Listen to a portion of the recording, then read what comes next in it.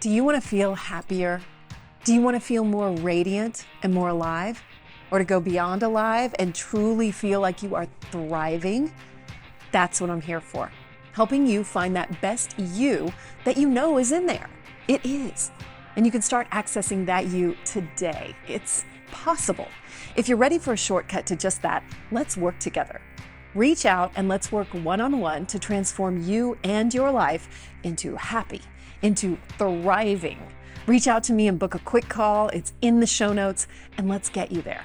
Are you really committed and ready? Then let's do it.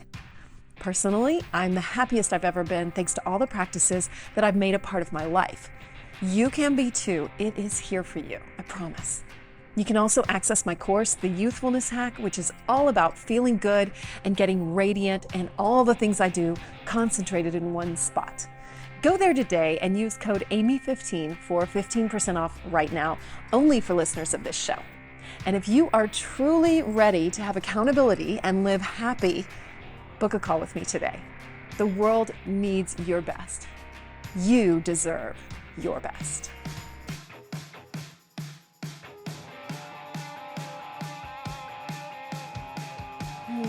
Hello, and welcome to the Amy Edwards Show. I'm your host, Amy Edwards, and here we are again in our Summer of Sex series. It's the end of summer, but the series continues, and I'm just so excited because I feel like it's expanding me, and I just hope that it's expanding you. Everything that I have learned in this is something that I'm carrying forward with me, and I feel like it's expanding me in every way, which can be a little challenging at times too, but that's just part of growth.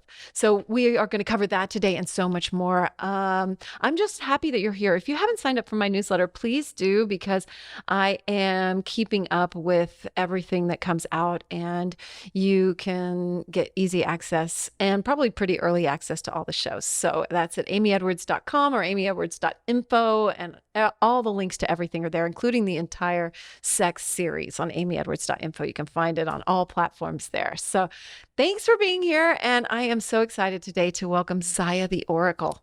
I love it. I love that you're Zaia the Oracle. I mean, you are a sex priestess. Let me first address that. You are a sex priestess, an oracle, a spiritual advisor, and a speaker. And I have heard you speak, and it was a packed house in Costa Rica, and I really enjoyed it. And I thought you had such a wonderfully commanding presence. And that was 2 years ago, Ooh, So yeah. so I'm so excited to see everything that's coming for you and hear about how you're harnessing this power. So welcome.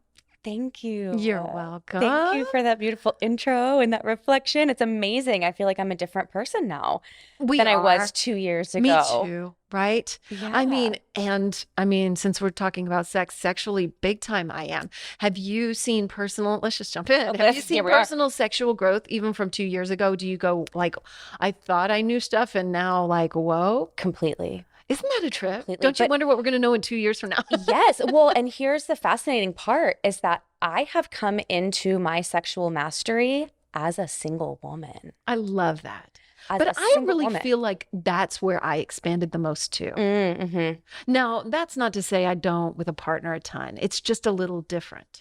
It is different. And because with yourself, you're really tuned into your turn on, your eroticism, your energy.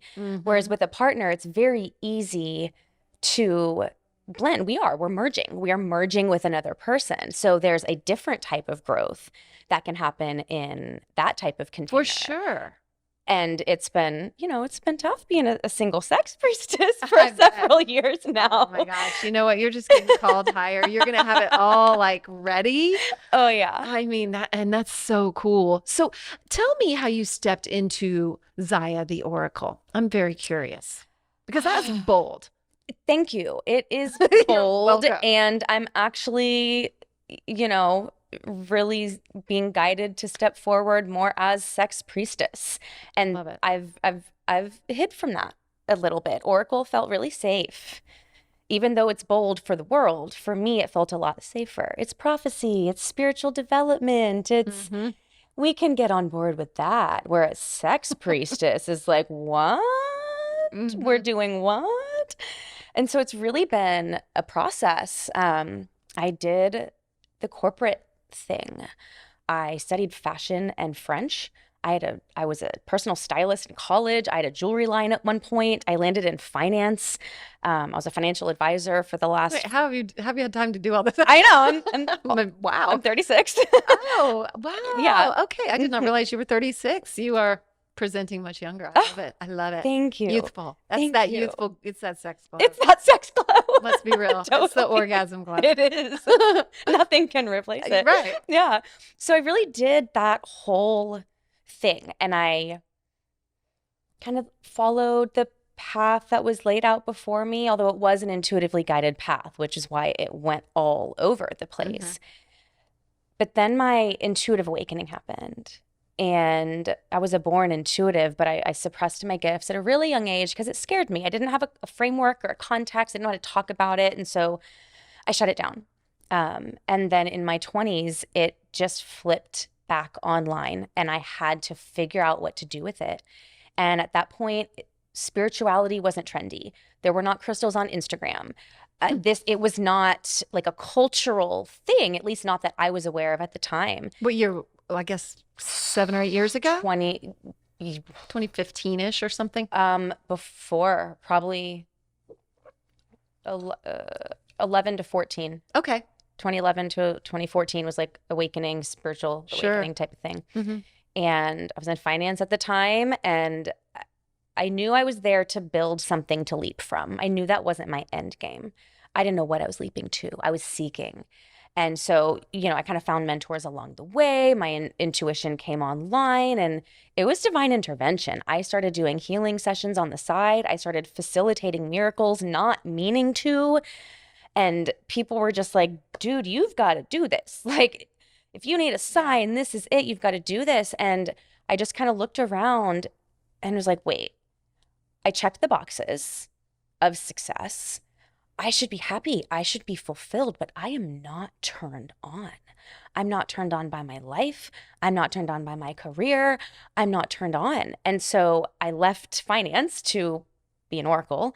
And it was after that my erotic awakening happened. And well, first of all, sidebar, I just want to say you expressed that really well about when you dip into different spaces, which I've experienced too, and it's part of your intuitive journey, and you don't know where you're leaping to. Like, I resonate with that so hard. And so I think a lot of people probably, that's comforting, I think so you just too. expressed it really well. Thank you. Yeah. Especially when I talk to CEOs and founders and entrepreneurs and, business people, they talk numbers and they want the business plan.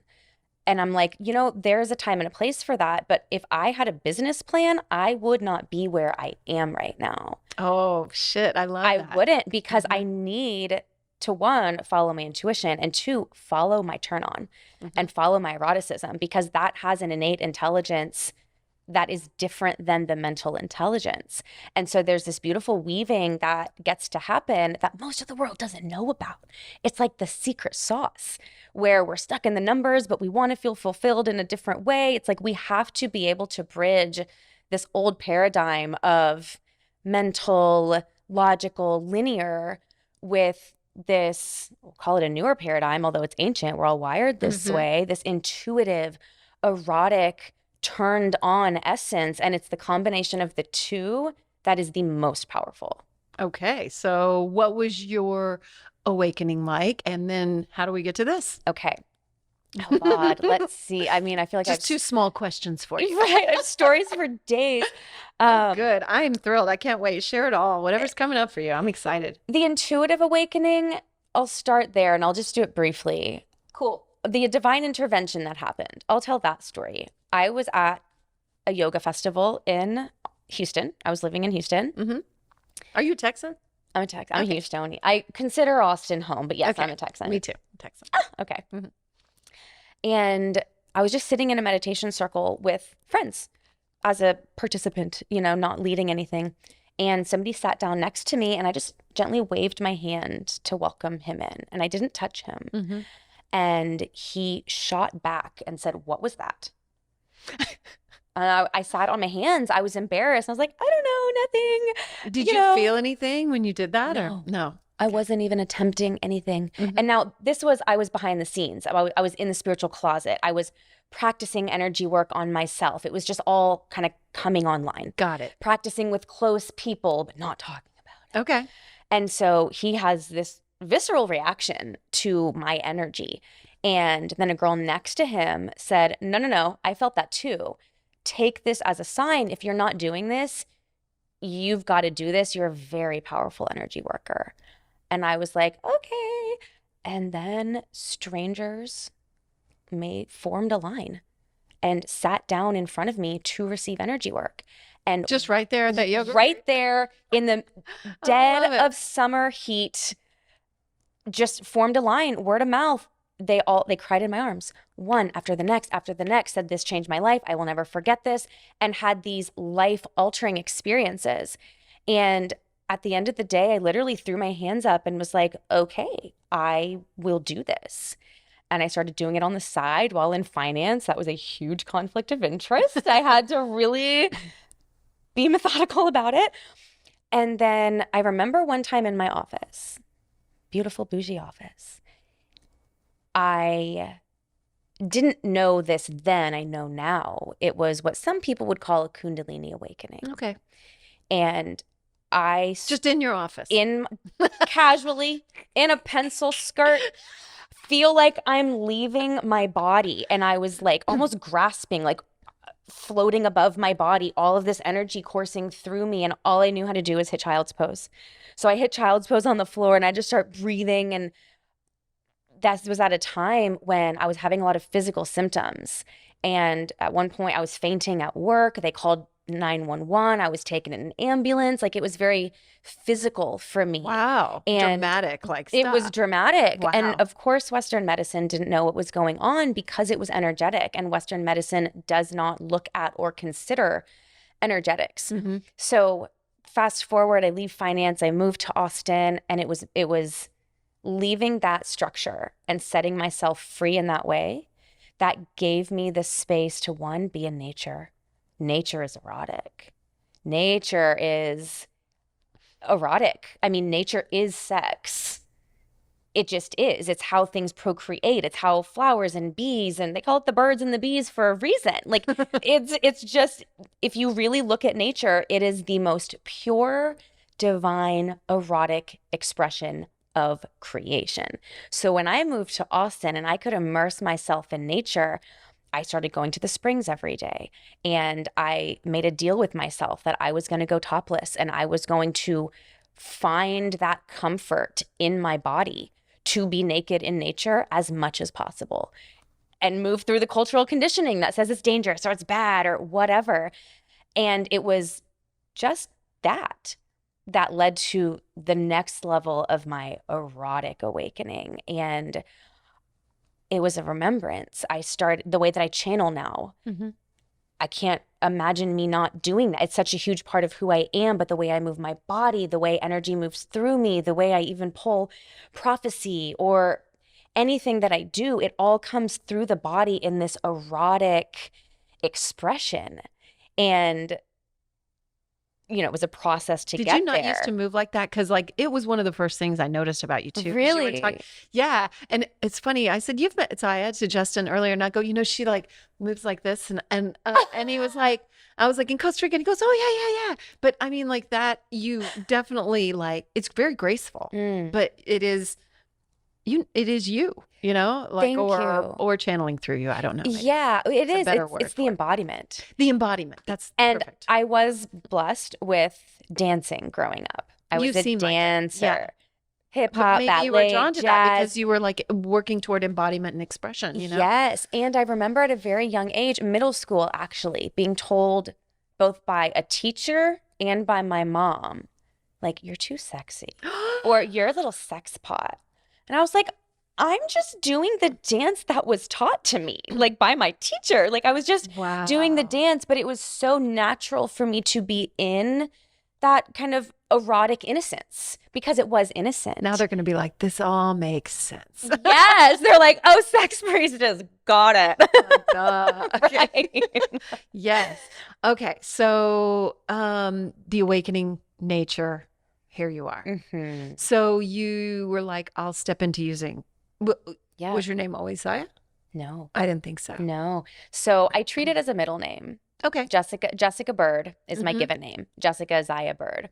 So when I was rebranding a jewelry line to include energy healing, I didn't want the brand to be about me. This is such an ironic turn of fate story. I tried to hide from being the face of my brand for a very long time. And at that time, I was like, okay, well, what is the name going to be? And I sat down to do a mind mapping exercise. And then I ended up channeling for the first time. And I channeled the name Zaia. And I viscerally felt it. I was writing it over and over again. Zaia, Zaia, Zaia, Zaia. And the first question that came to my mind was, is this me or is this my daughter? Because my spirit daughter had started connecting with me at that time. But it was such a, yeah, she's active in my life. That girl crazy. She's leading my life. She has plans. Oh my God. Yeah. I love it. And so the name came in before I knew what it was. And I'm like, oh, great. I kind of got away from being the face of my brand. Well, fast forward, I moved to Austin and I have an experience where Zaia walked in to my body. And that might sound crazy to some people, but it's not here. Maybe not here. Maybe I'm in the right room and we're speaking the same lingo. It was basically the larger aspect of my soul that frequency is Zaia. And that's what had started to drip through my human Jessica for a while in the movement and the channeling and in the awakening. And it's like that Zaia frequency was really coming into my body because I wasn't yet at a point to be able to hold that high of a frequency.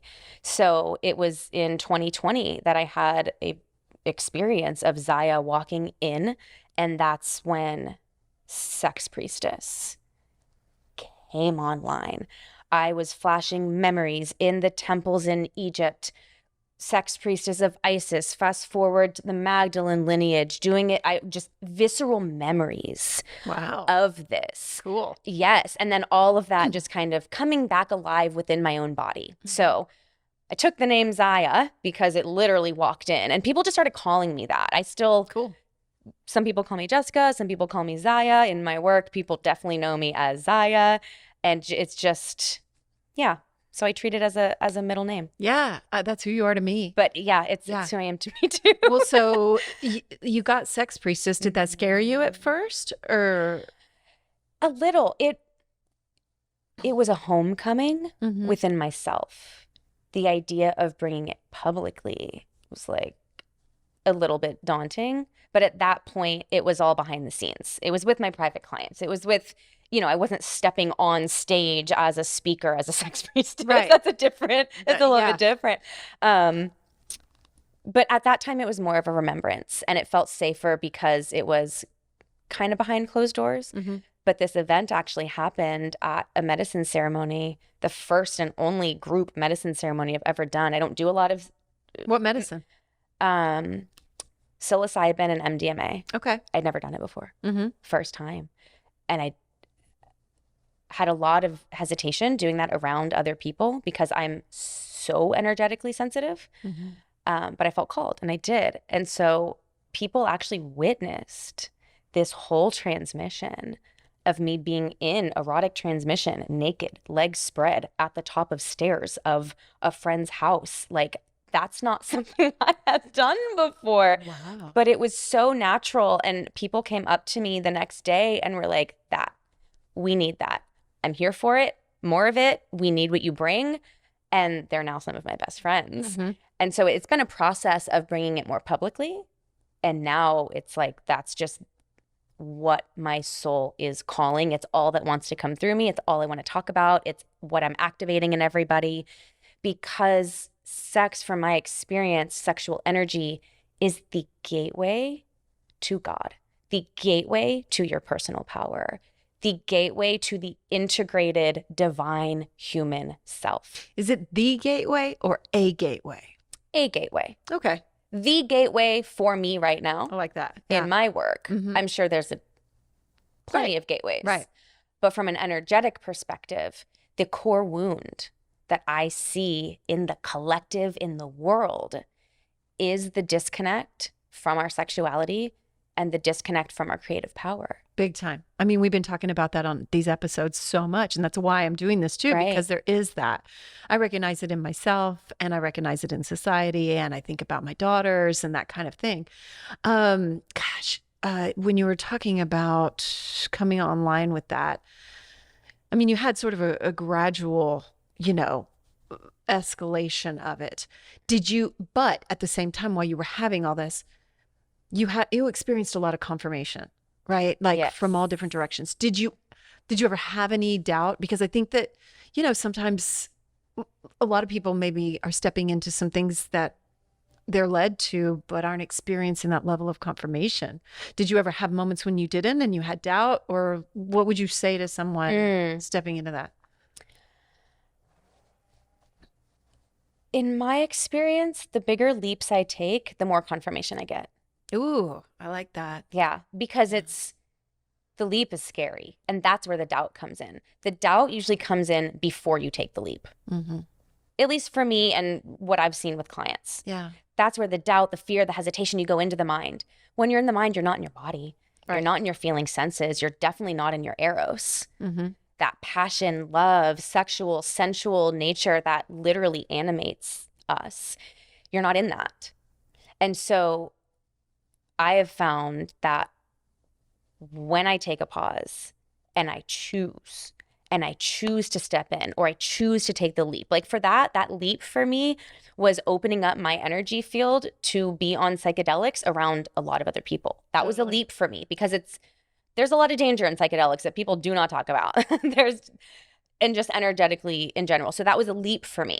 And then that activation that happened was a confirmation. Mm-hmm. And then it was a leap to be naked, spread eagle in erotic transmission in front of strangers. I'm impressed. Oh, I mean, shit, yeah. me too. Like Yeah. my ego was not leading that charge. Like my ego would not have allowed that to happen. Right.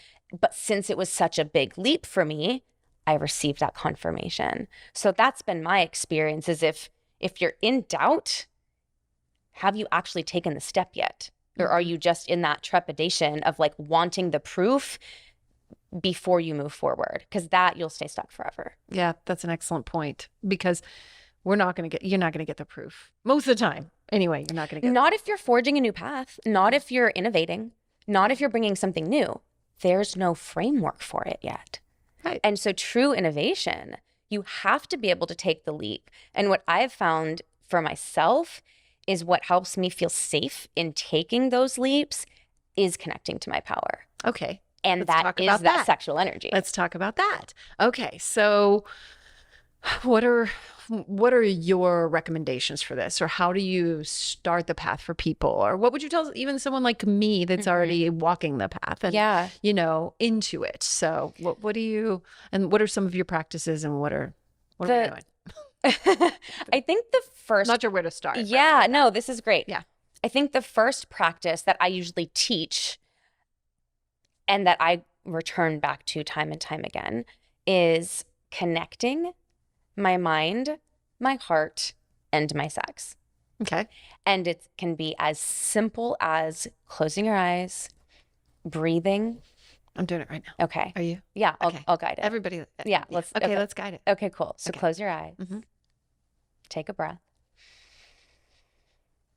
And on the exhale, bring your energy and your awareness down into your root, your sacral, really wherever you sense your own source of life force, your sexual energy, your life force. This might be in the womb or the penis. This might be the base of the spine, or even in like the hip bowl. Might be different for everybody. But tune into that internal source of life force, of sexual energy. And then begin to inhale in. And on the exhale, that energy begins to expand. And just take a few breaths breathing into the source of your life force. And then once you feel that moving with your breath and your awareness, begin to draw that energy up into the heart, And it might take several breaths to get there. You might start breathing and bringing your awareness and feeling like, oh, it's actually kind of stopping at this certain point, or maybe it goes right up. But as you breathe and imagine and envision and intend for this energy to rise up to your heart, continue bringing it up through the center line of the body, up through the spine to the crown of the head. And allow that life force, that pure, sensual, sexual, erotic energy begin to flow through every crevice of the brain. And notice that the brain just kind of melts and relaxes. And then as you continue to breathe, you'll just bring it right back down, this time over the front of your head, through the pineal gland, and then down, back down to your heart, and then back down to your sex. And you can now create a circuit. And on the inhale, the energy rises up all the way up to the head. And on the exhale, it comes back down. And as you do this, you are circulating your own power. And it's running through your body in integrity. It's not skipping the heart and going right to the mind. The heart and the sex are not disconnected. The mind and the heart are not disconnected. As we do this, we're actually bringing ourselves into harmony and into integrity. So it is a closed circuit for our life force to move through. And this practice alone, I do before a meeting. I do before something scary. I do before a date. I love it. How did that feel? Really good. It was very easy for me to go from here to my heart. Like it was already wanting to go there. My heart's pretty open. And so like the energy movement, I have done different ones, but not exactly that. And I really liked it. It's so simple. It's simple. Love that. I think it's so easy to overcomplicate, especially when it comes to sex. Totally. Because there's so much taboo and shame and fear. And am I doing it right? And I'm trying to reach this peak experience where it's like, okay, let's just fuck all that for a second. Like just wipe the slate clean. I think simple is where the power is, because if you give somebody a 12-step process, they're not going to fucking do it. No, it's, you know what? And I forget, there's so like I was telling you today when you showed up, I was like, my brain is full of technical bullshit. Get me out. Yeah. And like now I just did that and I'm seeing an aura everywhere of like white and, you know, I'm starting to dissipate a little now, but yeah. And I just feel so much more connected and just at peace, but it wasn't challenging. I didn't have to have my mind get in the way of like, wait, do I need to, like, am I doing this right? Doing it right. Right. Exactly. Are you ready to up-level your pleasure practice?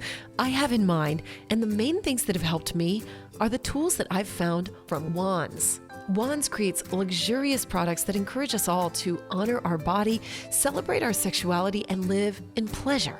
With more pleasure all the time. One of my favorites, if you listen to this show, then you probably already know, is the Cervix Wand. Wands has trademarked their #1 best-selling glass pleasure wand. It's for vaginal and anal de-armoring, and it's designed for cervical and G-spot stimulation. And let me tell you, it's incredible. It's helped thousands of women become more connected to their bodies and their pleasure, and supports them to heal pelvic pain through self-yoni massage, and helps awaken more pleasure. Just recently, I've ordered the Venus wand, another trademarked wand from Wands, and it's designed to activate and awaken the G-spot and more. Also, don't miss one of their new offerings, which are free bleed blankets that can be used as waterproof intimacy blankets. They have a beautiful selection now available.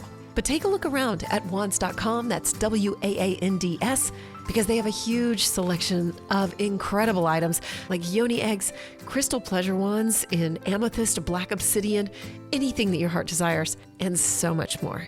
Check them out at wands.com, that's WAANDS.com, and use my link in the show notes to get 10% off, or simply enter my code Amy Edwards at checkout. Again, that's WAANDS, wands.com. Y'all, I have started using higher dose products, and I am such a fan. You know, I don't put anything on this podcast that I am not 100% completely behind. And I have a special discount code for you for all higher dose products. I'm so excited. If you don't know, Higher Dose is a wellness company. They have wellness tech products, they have tools, they have supplements, and they have body care. They have so many things that are hot right now too, that are really biohacking and up-leveling our lives at home, which is really cool. They have an infrared sauna blanket. They have an infrared PEMF mat that I'm so excited to be sharing about soon. One of my favorites though is the red light face mask. It stimulates collagen, it activates glowing skin, reduces fine lines, regenerates cells, and it's soft. It's not like one of the hard plastic ones, so you can kind of move it around on your body, which I've been doing, and I am seeing amazing results. I am absolutely addicted to it. I use it every single night, and I'm using it in conjunction with one of their other products, the Glow Serum. And I'm very picky about what I put on my skin, and I am loving the Glow Serum. It's specially formulated to plump and hydrate and stimulate radiant skin, which that's the goal. They have a ton of other products too. Magnesium ingestibles, magnesium body care, which has a healing oil and a serotonin soap that you can use in your bath, which I've been using too.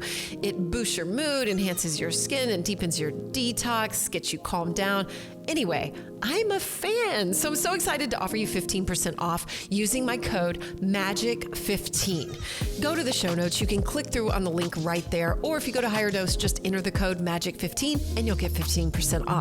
Higher Dose has been featured in Goop, Glamour, Elle, Vogue, Bazaar, Allure, basically you name it. And there's a reason why. So go check it out. It's at higherdose.com and enter my code MAGIC15 for 15% off. Which is kind of a hang up for me. Am I Yeah. doing it right? I think that's a hang up for most people because we live in a mind-based culture. Yeah.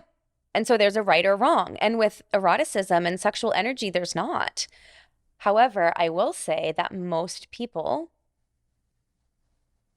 don't have that internal circuit Right. fully closed. Right. Either it's not, there's a disconnect between heart and sex, and they seek sex to fill that void of love. Or they reach for love, but are kind of sexually cut off, or you can really feel someone's sexual energy in a penetrative way that's not really invited because there's that leak because they're not able or they don't know how to fully channel that within themselves. So I always teach that practice and get really comfortable in that before we do any sexual activations or erotic activations, because we want that circuit to be closed in your own body so that you're circulating. It's your power circuit. You know, think of like a circuit breaking and it just, it's like electricity shoots out everywhere. That's what's happening in our body. Sexual energy is like electricity. It is a powerful energy. So I always like to get the integrity of the circuit going first and get that into muscle memory so people can really feel the simplicity and the power of it. And then the next step would be, all right, well, let's do really that in a minute. Activate. Let's activate. I want to talk about that in a second. Okay. What does that mean if someone is leaking penetrative energy? Great question.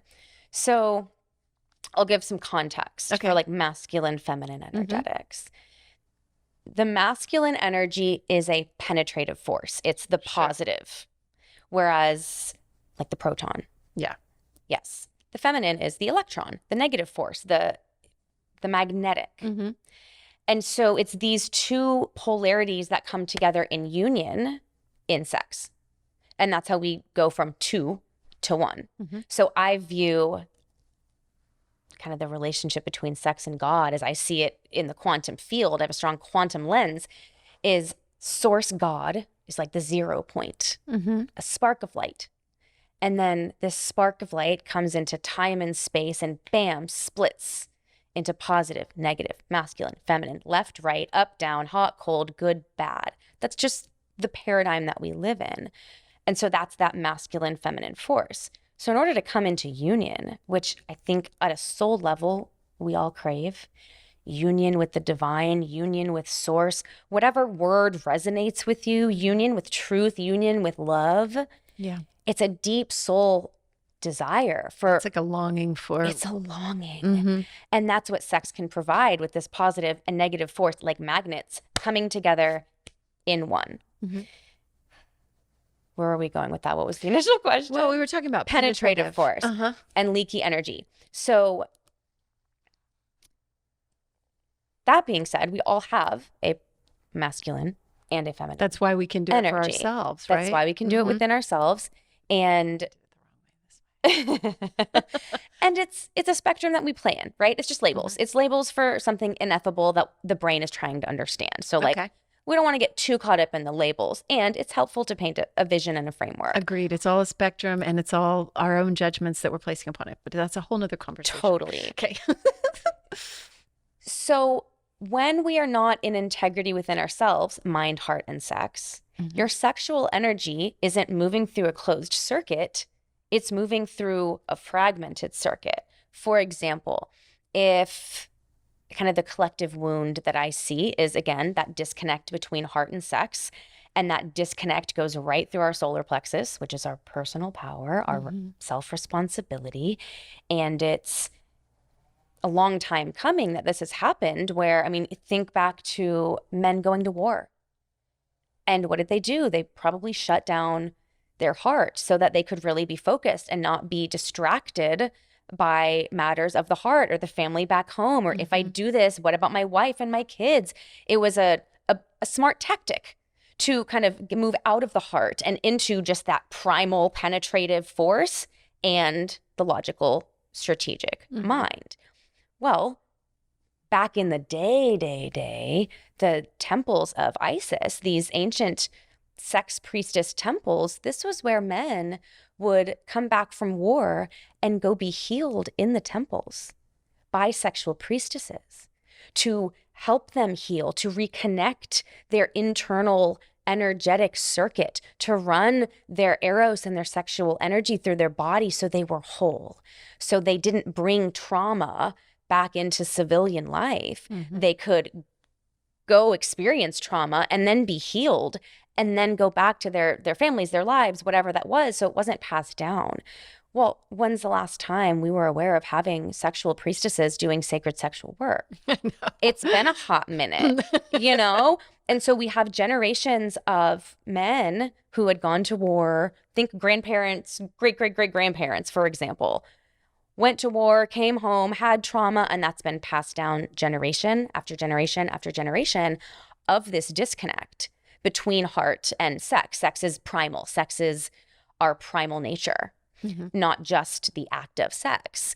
And so that's kind of on the man's side. Well, on the woman's side, how long have we been persecuted for being in our sexual embodiment? The Salem witch trials were not that long ago. And women were killed for simply being in their feminine essence. And a part of the feminine essence is deeply erotic and deeply sensual, and through that, intuitive. That's where the intuition enters the body, and we can feel things that we know that don't make sense to the mind. So we can see, right? We can see both men and women, even just very tangibly and culturally, how we've been disconnected from our power. Even purity culture and what a lot of religion says is, you know, you're single and celibate until you get married, and if you have sex, you're tainted. And if men are good, then they have 12 virgins waiting for that, you know? And then for women, if you have sex, you're a whore. But if you don't, you're a prude. Like, no one wins this game. And the cultural narrative around it just continues to cause that disconnect within us, which is an energetic disconnect. Yeah. And so that penetrative or that leaky energy is because of all of these reasons of being out of integrity, not on purpose, but out of integrity, meaning structural integrity within ourselves, between mind, heart, and sex, that our sexual energy can easily just leak out. Can you just spot it anywhere? Like, I feel it. Really? Oh, well, being single and dating. I bet. I mean, I feel it a mile away. What does it feel like? Can you Sometimes describe it? I'm just asking, like, yes, if someone's that's a wondering, great like, question. you know. It's feeling, how do I say that? Predatory. I feel like I've felt it. There's I'm sure you like have. little things leap to mind. I think I can remember one of the first times I felt it when I was young, and like I just remember like get away. It feels uncomfortable because it's not invited. Yeah. Whereas that exact same energy, like I think of a hunter. Yeah, I mean if I'm Justin's giving me exactly. Like if a man that I have a mind connection with and a heart connection with then looks at me through the eyes of a hunter, like he is hunting me like his prey, and I feel his sexual energy, that's a turn on. I want it. But is that leaky or is that powerful? But that's invited. Right. And we have already established a mind connection, a heart connection. The next gate would be the sex to connect there. So the exact same energy from somebody in integrity versus out of integrity feels completely different. And now most people, and I'm a woman, so I engage with men in my romantic life. So those are kind of my personal examples. For a man's leaky energy, that would be either really leading with sex. And you feel it, the way that they talk to you, the way that they approach you, the way that they compliment you. It's different. It's coming from a sexual, like, I want to touch you. Yeah. I want to fuck you. I want to be in and with your body. That's very different than somebody coming from the heart or even from the mind when they approach you. So that's how I feel leaky sexual energy often. And it's usually unconscious. They don't know. It's not malicious. Well, I think that might be the difference too, is the leakiness is like an unconsciousness to it. And you can sense that. And then, well, I don't know, maybe they are conscious about it actually, but, and it's just not invited. Yeah. But, but then the consciousness of it, I guess, of them standing in it or something. Yeah. So different. And then on the female side, leaky energy can look like using your sexual energy or your eroticism to manipulate, to get what you want, to draw in, because that's the power of the feminine, is to draw in. And so that's, you know, they might show up in different ways in men and women, but either way, it's a felt sense of leading with sexual energy versus somebody who is embodied in their sexual energy. I can feel their sexual energy and feel their power, but it's not coming at me. Ooh, I like that. It's contained within themselves. And that's where I'm like, oh, damn, you're embodied, you're integrated, you're connected, you're in your power. I feel you, I respect you. And that's what I look for in a man. It's hot. It's hot. Yes. I want to feel like you could kill me, but you won't because you love me. Yeah. You know, and I want to feel like I feel your sexual energy, or I don't feel it coming at me, but I know it's there, and that makes me want it because you're not leading with it. So that's getting to the point, right? Being in possession of yourself, possession of your sexual energy, being in, I don't really like to use the word control. Mastery. Cool. Mastery. Okay. Yeah. So, and harness. I use the word harness. How to harness your sexual energy. Because if it's not harnessed, you don't know what it's doing. Yeah. That's why it's unconscious. Yeah. And that's why semen retention for men is such a powerful practice. Oh, really? Tell me more. I'm not a man, so I can't speak to it as the person doing it, but I have had several clients, friends, etc. I've prescribed this practice. And what does it look like when you prescribe it? What do you say? I tell them to do their research and find a protocol that resonates with them, because there's different protocols, and I'm not a man, so I can't speak to it. But usually there's a retain your semen for a certain amount of time, and then you can ejaculate, and then retain, and then ejaculate. The point is that is your literal seed, your seed of creation, and there's a limited amount of it that you do have. So if you are leaking that seed, where's that seed going? What are you seeding? Are you seeding a woman that you feel will flourish from this seed? Are you seeding in a woman that is worthy of holding the sanctity of whatever that is? Or is this all unconscious? You know? And then it ties into business, it ties into money. The most common feedback that I get when they start doing it is I have more energy, I have more mental clarity, I have more discipline, I'm more focused. It is because you are circulating your own life force. It's the force that creates Do you life. still have an orgasm? Yes. I don't know. I'm not Men educated can. on this. Okay. Men can. I thought men so, can have an but- orgasm without ejaculating. Okay. So that's what they're. And it's learning that to basically flex that muscle. Yeah, I've got a book about it, and I've read some of it, but I don't know that much about it. So. Right. Yeah. Well, okay. So let's talk about these activations that you were mentioning too. So, is there anything we need to cover about retention still? Like anything left? Okay. No. We're good there. Yeah. Okay.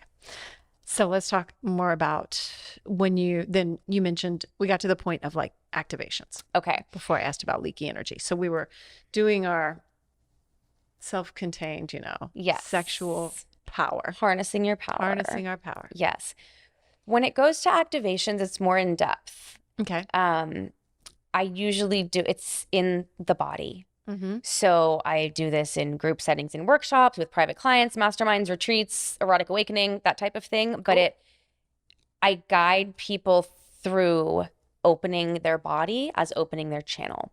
And so just to kind of speak through it, it's usually we start rotating the neck and open that. And then we open the shoulders. And I was a dancer, so I can bring a lot of dance into it. We open our shoulders, our ribs, our hips, and just start to circulate the body open. It's like a corkscrew.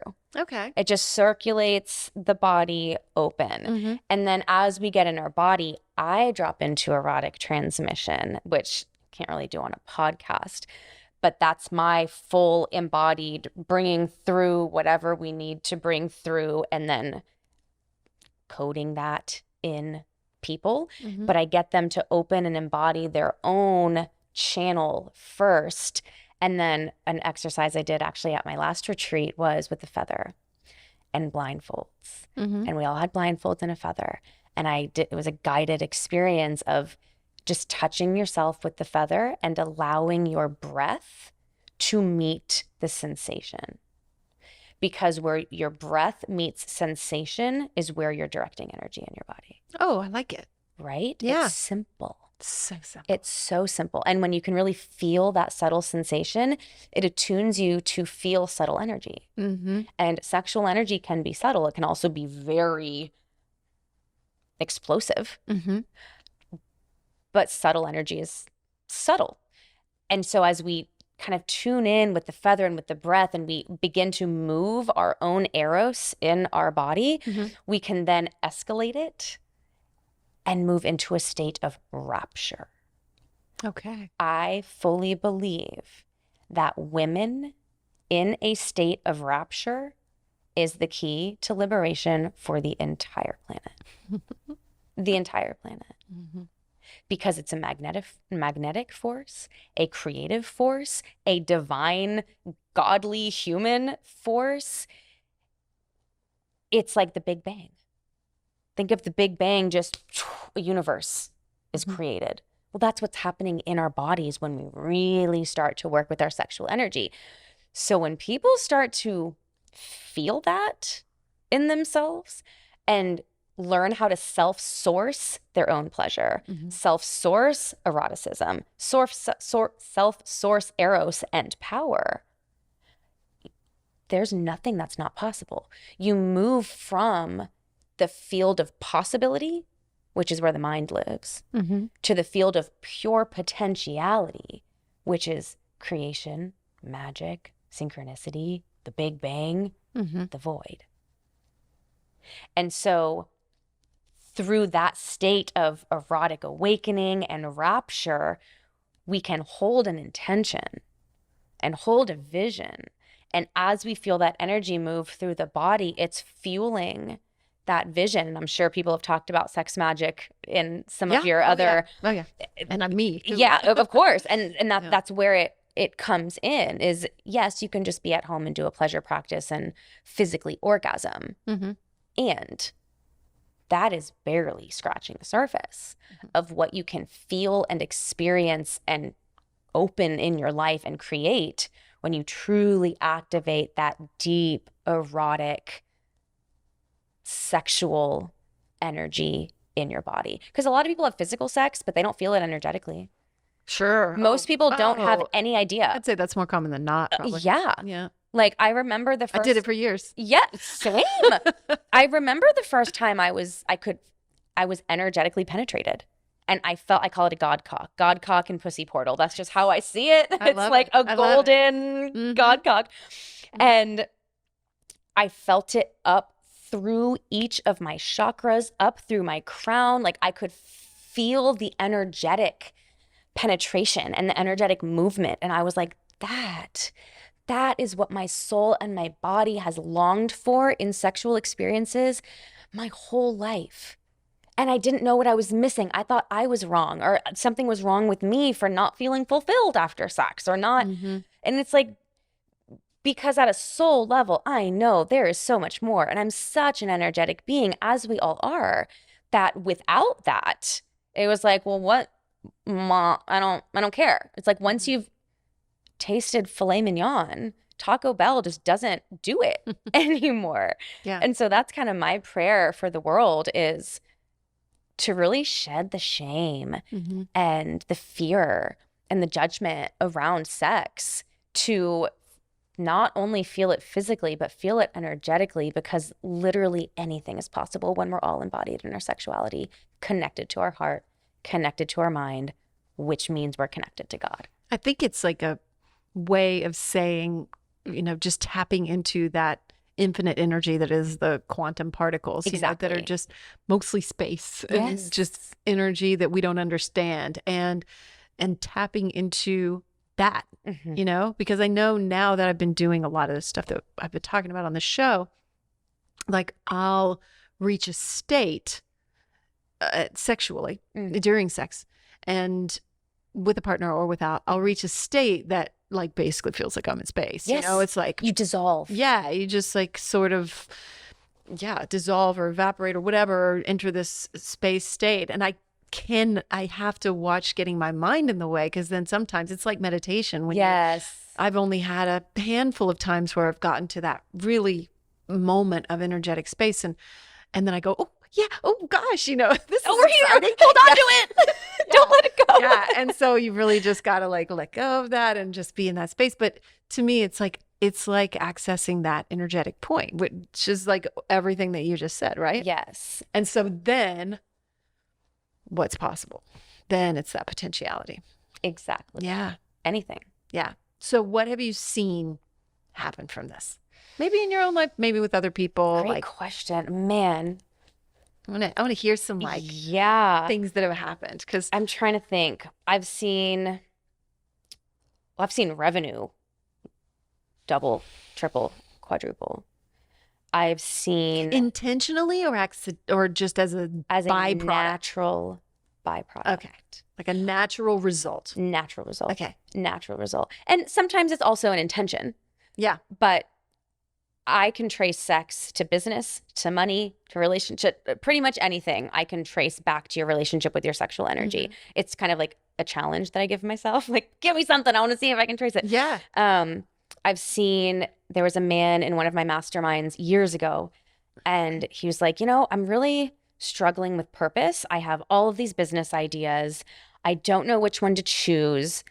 And I said, I'm going to give you some unconventional advice. Drop into your balls. Which one do you want to penetrate? Ooh. He never came back to mastermind. He could still feel it and thanked me for it, but he was so focused penetrating this new business idea that's now this, I won't say what it is, but this operation. I love it. Yeah. And it was, which one do you want to fuck? Which one do you want to fuck? Truly. Yeah. And then women too. Like, which one erotically turns you on? What else have I seen? I've seen people say, I had one client who, again, she was just doing this within herself and was having relationship problems and sex life problems, and are just kind of struggling in that area. And she said I had the most transformational sex experience of my life. I tasted God. I knew the answers to everything. Everything just dropped in. It's like this transcendental state. So I've seen businesses form, revenue increase, relationships come together. I've seen relationships end Oh, I'm sure. because you're just in different places. If you harness your power and you are with somebody who isn't also harnessing theirs, or specifically if a woman is harnessing her power and you're not with a man who can hold that, Oh, for sure. or a man is not with a woman who can receive that, then it's only going to last so long because you're just playing at different levels. Yeah. I don't know how to phrase this question, but I'm sure you'll figure it out. I wanted to ask something about like honesty and authenticity. So I guess just speak to that with the sexual power, energetic component. The first thing that comes to mind is I think most people aren't honest with themselves about their sex, either about their beliefs about sex, their judgments about sex, their insecurities about sex, how sexual they really are, or how locked up and dormant that might be. I think I think most people just aren't looking at it and they avoid looking at it. And they're like, that's not a big problem. I'm fine. I'm happy here at the status quo. I don't need to go digging or go looking or like, I'm fine either way. We got all these other things. We got all these other things. And so I think they're not honest with themselves. And if you're not honest with yourself, you can't be honest with somebody else. You can only meet somebody else to the depth that you've met yourself. And so I think a lot of this erotic, that's good, right? It's true. And I've learned it time and time again. Me too. Of being on a pretty expedited evolutionary path, for sure, such that I am to teach and lead some of these things. Like we have to be on an expedited path if we're going to be speaking about it. And to be on that expedited path and go through so much growth so quickly, constantly, I'm constantly holding more power and circulating more power and being really honest with myself about what beliefs I have about men being able to meet me there. Oh man, I bet. Do I really believe? I know I want it. I know that I have a soulmate and he's my man, my God man king, and he is my husband. And I know that. And am I really being honest about any other constructs or fears or limiting beliefs I have about that not being possible because of what I see in the world?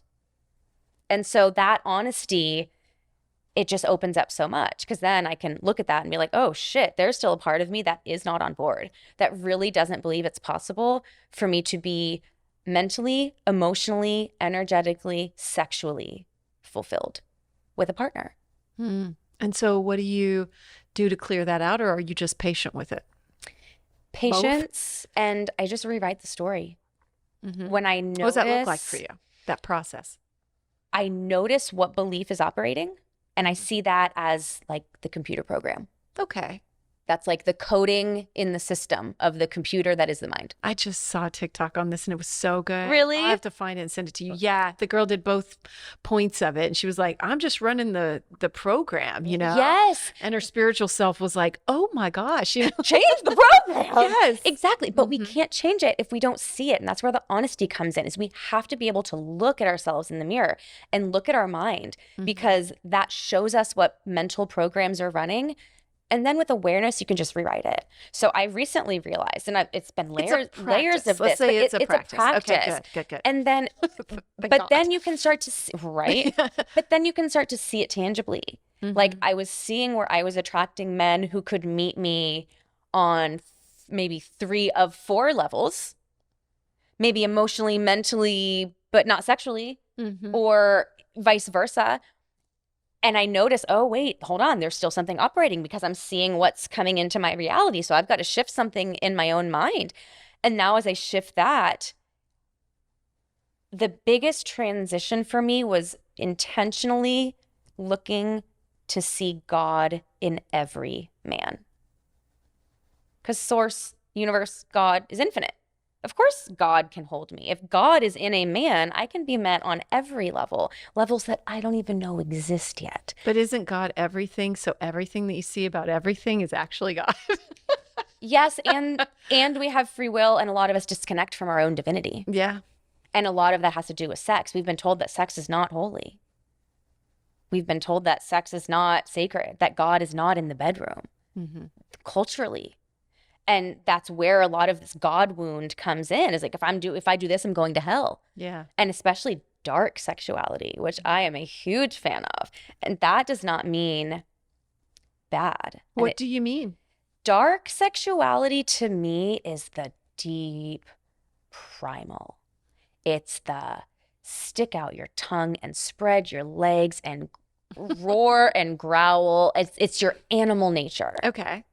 Whereas kind of the light sexuality is like the maiden, the erotic, the love, they're just the two polarities of, we live in light and dark. So sexuality runs on that same spectrum of light and dark. Think of things that you would only do with the lights off. Oh, okay. Well, actually, I do everything with the lights off. Can it be a red light? Yeah. Yes, please. Yeah. And so that reclaiming of our primal nature and of our dark sexuality, like how sexual we really are and what our fantasies really are. I think that's it. I think it's really getting in touch with things that you don't want to tell anybody. Yes. Those have surprised me, like when I've started to really pay attention, like, oh, like I'm thinking something that I wouldn't share. And so pushing myself to tell my partner that and have it accepted and received and us be able to talk about those things has been really interesting too. Yes. And I've noticed that connecting women who have a period, connecting to your cycle and to your period blood is a powerful access point to kind of that primal sexuality. So what does that look like or mean? What do you mean? There's different ways. I think I'll say this. Most people wear tampons. Yeah. It absorbs your blood. You throw it away. Mm-hmm. You don't know how much you're bleeding unless it leaks, or like the size tampon that you use. You don't know what color it is. You don't know what it feels like. You don't feel it drip down your leg, which is helpful. It's very helpful in the world that we live in. Sure. But when I started connecting to my period more, I stopped using tampons a long time ago. I just don't want anything in me while I'm bleeding.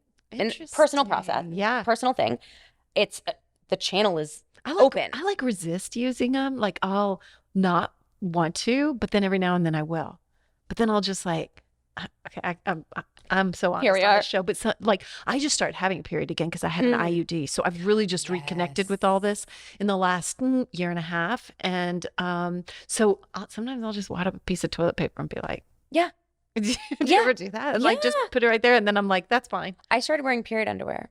It's messy. Yeah. But like I bought those for my children. Okay. But I haven't personally used it. So maybe I should do that. I love it. I love to free bleed. Yeah. That's just me. I'm primal.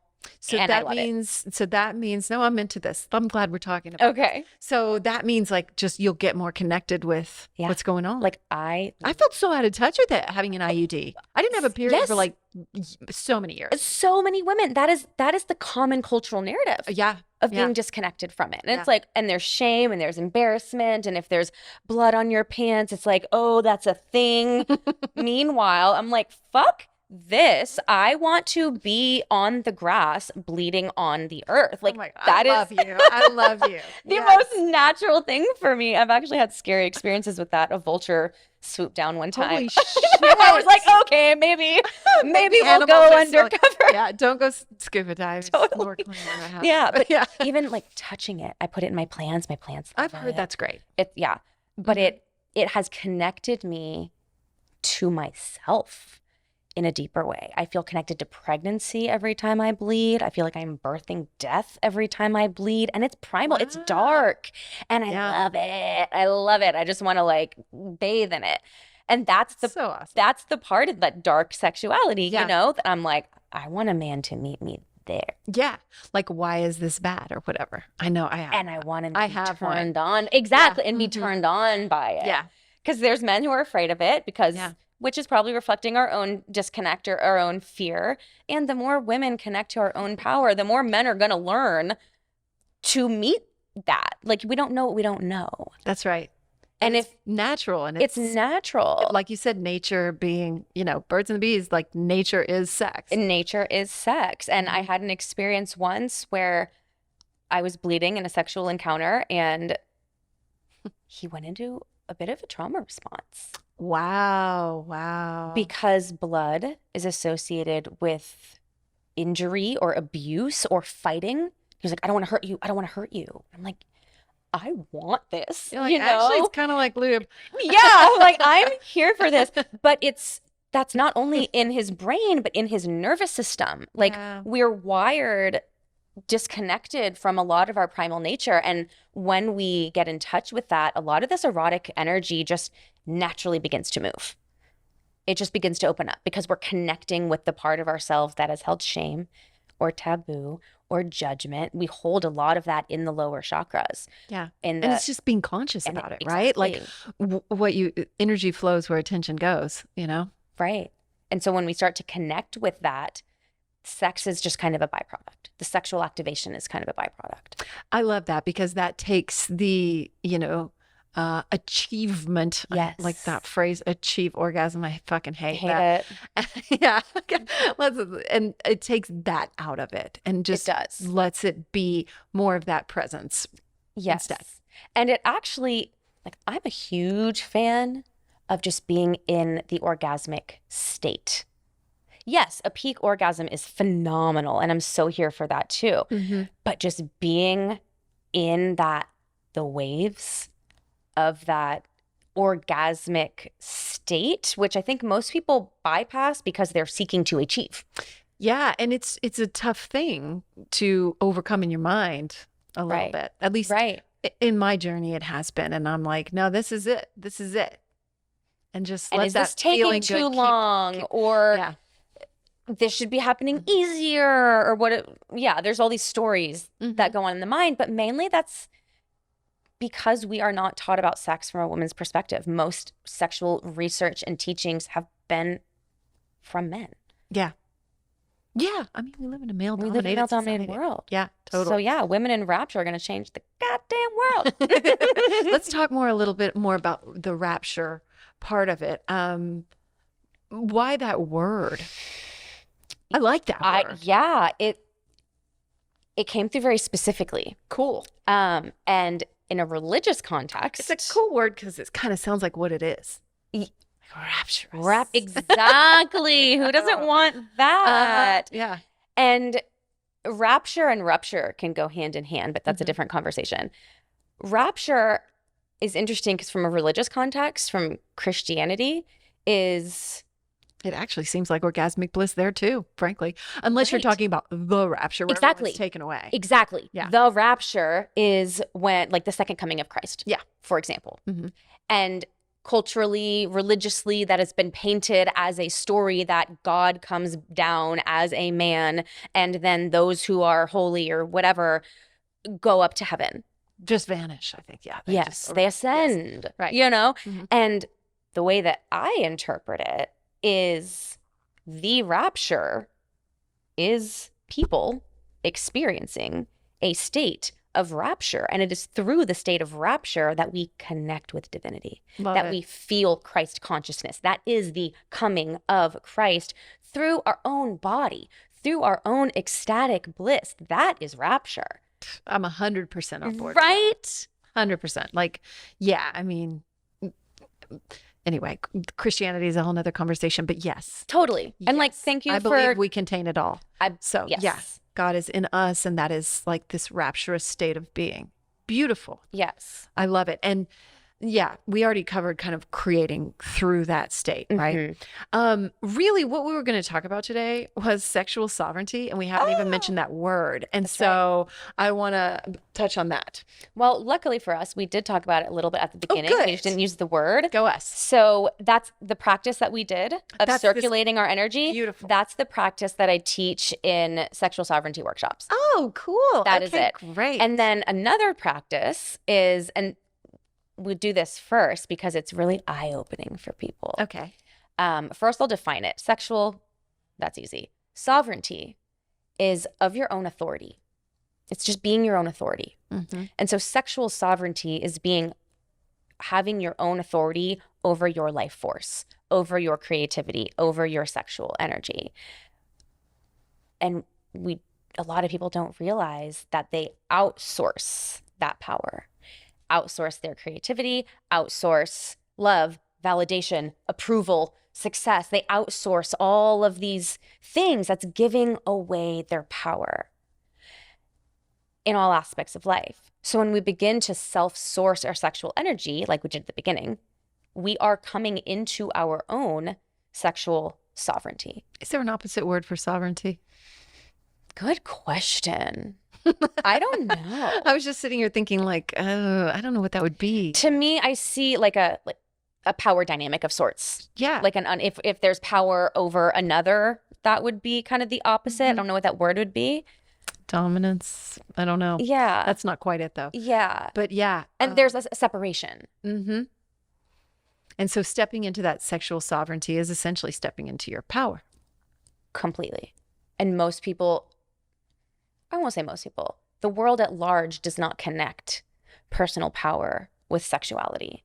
And I see them as being one and the same. It's funny that we say the world at large doesn't connect it, because actually sex is so prevalent and permeates Something so we all much. share. And it's everywhere. Everyone's secretly looking at porn, blah, blah, blah. And so we can say it doesn't, but it's right there. But it's so it kind of distorted. does. Yes, it is distorted. And it's unconscious. Yeah. But we clearly want it in some We way, all shape, want or form. it. Exactly. Well, and we talk about babies being born, but we don't talk about the act of sex Babies that being led made. to it. Exactly.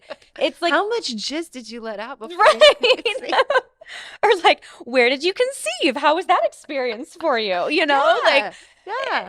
Where were you? we don't really talk about that side of things. So like, Mhm. yes, sex permeates culture, but sex permeates culture from the disconnect Yeah. between human and divine, because we feel like we either are human or we are divine. And if we're sex, we're not God. And if we're human, we're not God.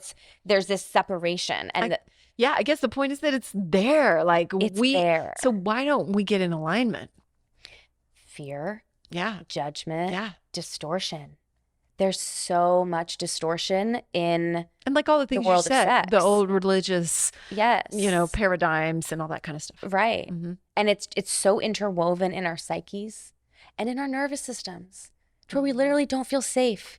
We just don't feel safe even thinking about our sexual energy or talking about a sexual fantasy. Well, I mean, look at you too. It's not feeling quite ready to step into using sex, priestess. Right. Right. So It I took mean, a like, couple years. That's like, am I safe stepping into this phase, stepping into this full embodiment of who I'm supposed to be? Right. Well, and personal example, I think of my dad, who is a strong Christian.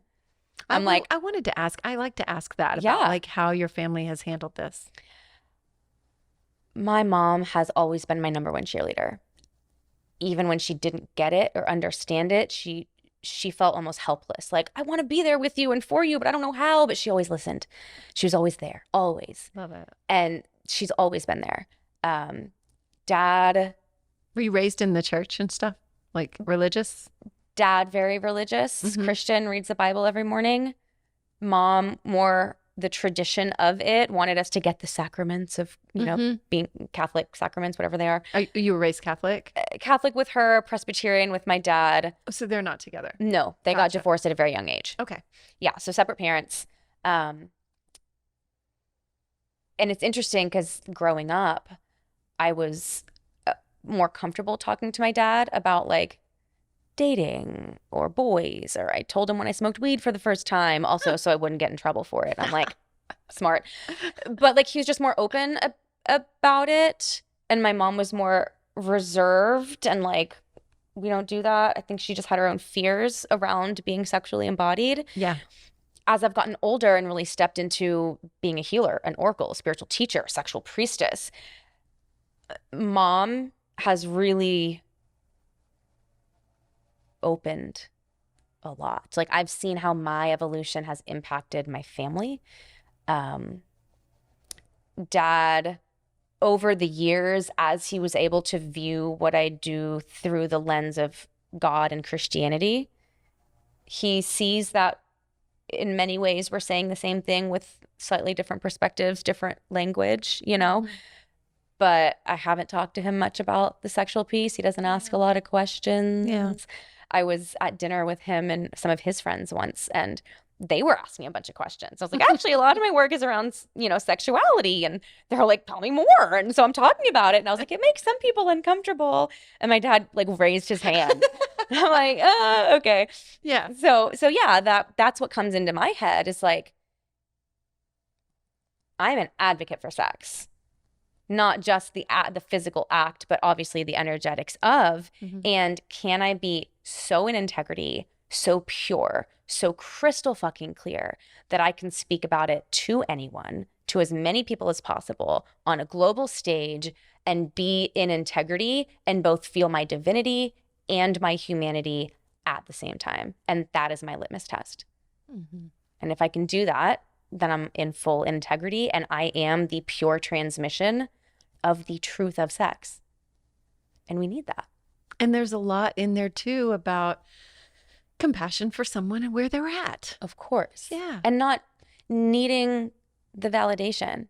Like, you have to understand me. Right. And I was there for a while too. Like, yeah. you know, Yeah. let me convince you, or I only feel safe if we understand each other. So let me try to see how I can get your understanding so that I feel safe in this relationship. Oh shit, that's good. Right? Yeah. And now it's like, well, wait, I don't need anything to feel safe in relation to you because I'm safe in relation to me, and you can meet me where you'll meet me, but I'm going to be right here. Yeah. Exactly. But that is the definition of sovereignty right there. It's like, Bam, boom. full circle. We brought it right back around. Nailed it. Boom. Good. That's perfect. Because we're kind of coming to a close. Okay. And so I want to ask you, you know, anything that's on your heart or anything we didn't get to that you really wanted to talk about today. Floor is yours, or anything just coming up in this moment. Let's see.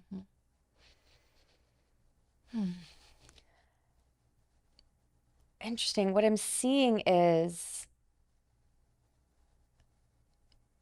an encouragement. And I just really want to drive home that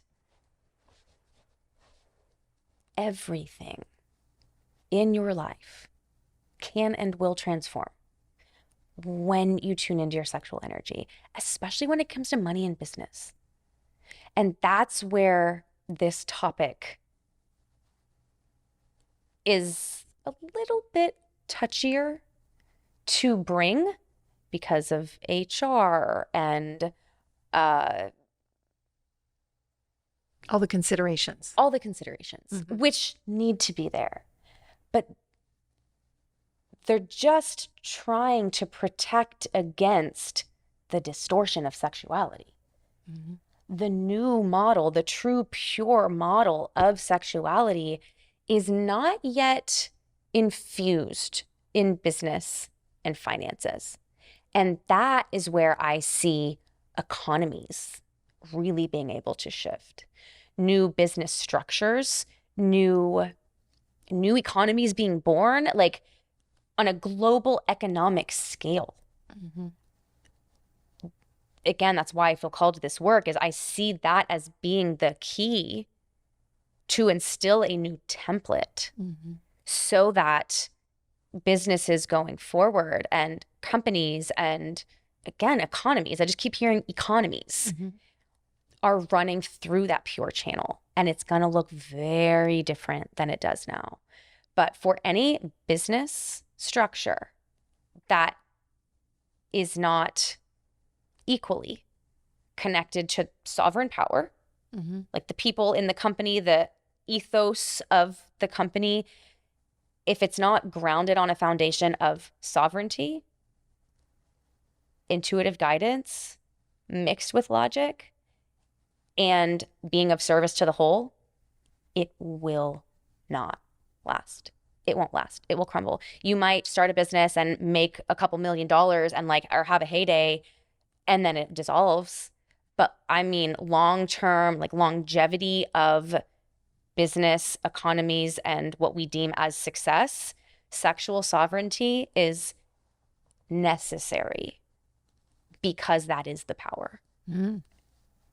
And that's the only way that we're going to individually be able to bring ourselves to the table as an integrated divine human in our own sovereign power, connected to source, our intuition, our primal knowing, all of that.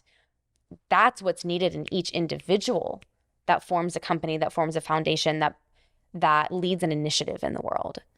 And so I really see sex as necessary in those environments. It might just take a little bit longer to get in there. I think it'll start with the individuals in leadership, and their embodiment will kind of naturally begin to infiltrate through corporate structures. Mm-hmm.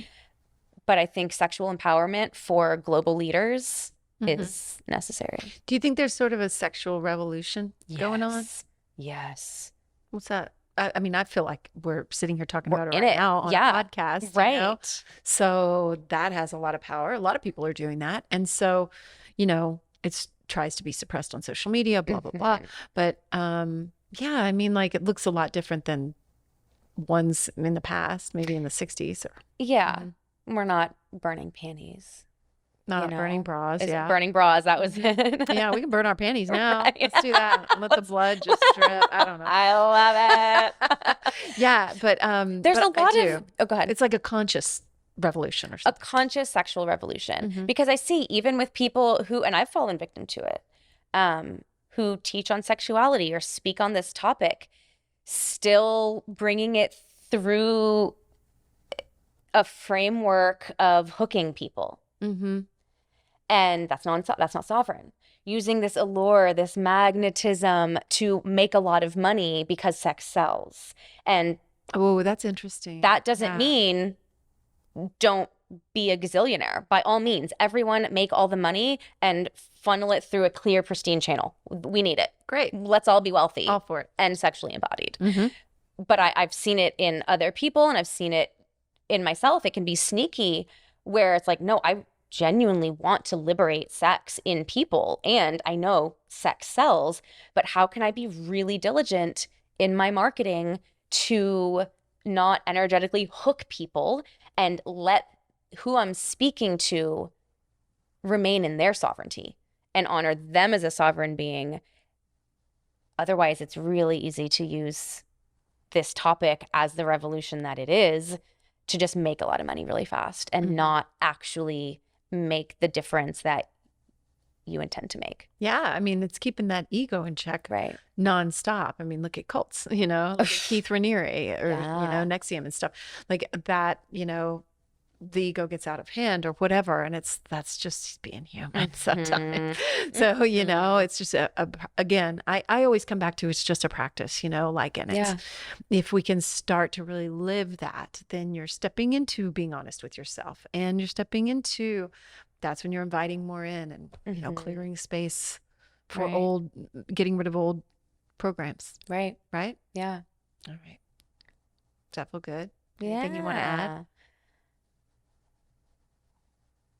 I don't think so. Okay. Feels Yeah. good to me. Yeah. Okay. Yeah. Good. I loved it. I love you. I love This you was too. awesome. This was a long time in the making. I know. I'm but so glad it I happened just now. think now Yeah, is it was perfect time. perfect. Mhm. Yeah. Really funny how that happens, isn't it? Mm-hmm. Yeah. I love it. I do too. And so thank you Yes. so much for doing this because I know you've been on a bit of a vacation. So you took a moment to work. When work is play, it's hard to is- turn right, down. right. So thank you so much for doing this. And how can everyone find you, access your content, possibly work with you? Yes, yes. Thank you for having me. This has been wonderful. Oh my gosh. You're welcome back anytime. Oh. Open door. Oh, perfect. Yes. I'll bring a new topic I don't next say time. that to everyone. Nobody. I feel special. If I haven't said it to you and you've been on the show, you're probably Sorry. you're probably invited back. How can people reach me? Zaia the Oracle. So ZaiaTheOracle.com. Zaia. Zaia. Mhm. I imagine we'll put links in the show notes. I will. It'll all be in the show notes. Yeah. Instagram, I'm active there. And I have actually an online course called Quantum Sex Codes. Cool. And oh my God, it is the sex ed that I wish that I had and that I think the world needs. both within yourself and kind of with a partner, going into dark desires and all kinds of things. It's super fun. So that would be the place to go to like dig deeper into this work. Otherwise, all the socials, Beautiful. YouTube, the whole nine. Have you been to Egypt? No, I've looked into it several times. It just hasn't aligned. So it just hasn't been my time yet. Yeah. But I do a lot of in my own chill. channeling state. Uh-huh. There are certain temples I visit a lot, Cool. but I haven't been there physically. I'm going. I know. We're going in December. Mm-hmm. Really? Mm-hmm. I'll have to share the trip with you. Yeah. Yes, please. Yeah. I'm pretty excited. That might be I've been perfect. wanting to go for so long. Yes. So, yeah. It's I want to go when I know that I have at least like a month Yeah, you need to go afterwards just of not just process. to integrate, to Yeah. process it all. Like I'm going to be blasted. So yeah, I need time on the back end. I know, who knows what might happen. It'll be They'll be like, great. she's in there with her legs spread and she's naked. We're just channeling. I Got to don't know. do it. I love this. Thank you so much. And thank you Yes. for everything that you shared. Thank you for being here. Everyone go follow Zaia. And thank you for being here because you are opening up. It's like we talked about attention. Energy flows where attention goes. It's like that moment of just paying attention to it. And she was saying it just opens up. It just starts to get better. I was reading A Course in Miracles. Okay, no, don't get too excited. The like dummies book, the like interpretation of it. But they were saying, even if you read that book and you don't understand it, it doesn't matter because it's getting in there. You're spending time in that space. And I thought that was so interesting because I think it applies right here. Even if something you forget it or whatever, you still were here. It's still getting in there. And that's where you're going to experience growth, even when we're not necessarily so conscious about it. And then you maybe start to get more conscious about it. So anyway, thank you for being here. Thank you to our guest, Zaia. Go follow her. Everything's in the show notes. I love you so much. Sign up for the newsletter and check out the rest of the sex series. It's drawing to a close pretty soon, but I'm so excited about this batch of content. I think it's so fabulous. So thank you so much for being here. I love you so much. Till next time. This has been the Amy Edwards Show from Overcome Studios. Remember to rate, review, and subscribe. And thank you so much for being here. Sign up for our newsletter at amyedwards.com.